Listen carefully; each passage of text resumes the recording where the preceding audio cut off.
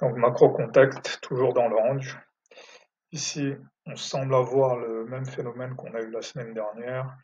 Déviation sous BJP, gap-up, on a la même chose ici. On a dévié sous BJP, gap-up. En plus, ici, on est sur le bas de la semaine précédente. Donc là, on pourra avoir le même type de journée. Donc, deux scénarios, un range ou une hausse. Ici, signal d'achat, ça peut se prendre. J'aurais pu prendre ça parce que là, le contexte m'indiquait on avait une forte probabilité de hausse. Mais bon, je préfère attendre. Ici, second signal d'achat. Là, pareil, là maintenant, tout devient des signaux d'achat en fait, parce que maintenant, la target, c'est au minimum le measure move de l'open range. Donc, le measure move de l'open range est là. Donc, ça, signal d'achat encore. Là, on peut considérer que c'est un signal d'achat encore. Là, quand même, on commence à faire une pause parce que là, on a trois bougies inside, donc on va attendre de voir ce qui se passe.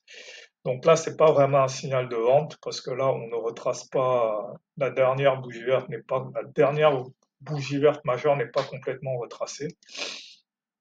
Donc là, maintenant, on est rentré dans une phase de manipulation et d'hésitation. Là, pareil, ça peut pas être vraiment considéré comme un signal de vente. En fait, là, vu le contexte, vu la journée, le plus probable, c'est que on va avoir un retracement et puis la hausse va reprendre. Donc voilà, mais bon, ici, si j'étais rentré ici, c'est pas que si je suis rentré là et j'ai pris deux stop loss.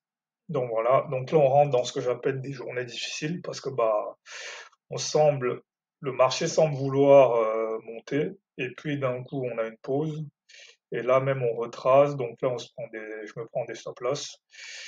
Donc là, ici, voilà, là on est reparti. Ici, signal d'achat, on a retracé, on peut voir ici, d'à peu près 50%, et là on reprend la hausse, là aussi, là aussi. Là maintenant, les trois marchés sont convergents. On a le DXY qui est en baisse. Donc ça, là on est dans quelque chose de logique. Les indices montent, le dollar baisse. Donc là, on est dans quelque chose de convergent. Les indices convergent, le dollar et les indices sont divergents. Donc là, tout porte à penser que on va continuer à monter. Donc là, signal d'achat, signal de l'achat. Ça, c'est des signaux d'achat assez importants parce qu'ils sont très asymétriques.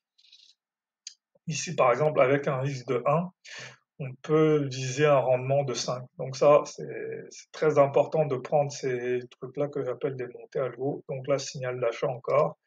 Signal d'achat encore. Maintenant, la target, c'est au moins un mesure de move, donc une projection de ce mouvement-là. Donc là aussi, signal d'achat. De toute façon, à partir de maintenant, on peut considérer qu'on n'a plus que des signaux d'achat jusqu'à la clôture, ou au moins jusqu'à la target. Donc voilà, on voit que ici, on vient chercher le mesure de move, ça, et ça, c'est la projection de ça. Donc là, ici, le plus haut ici, 4147, et ici on a 4148, donc à un point près. Donc ici, 21h, on a un reversal, mais bon, de toute façon, je ne traite plus.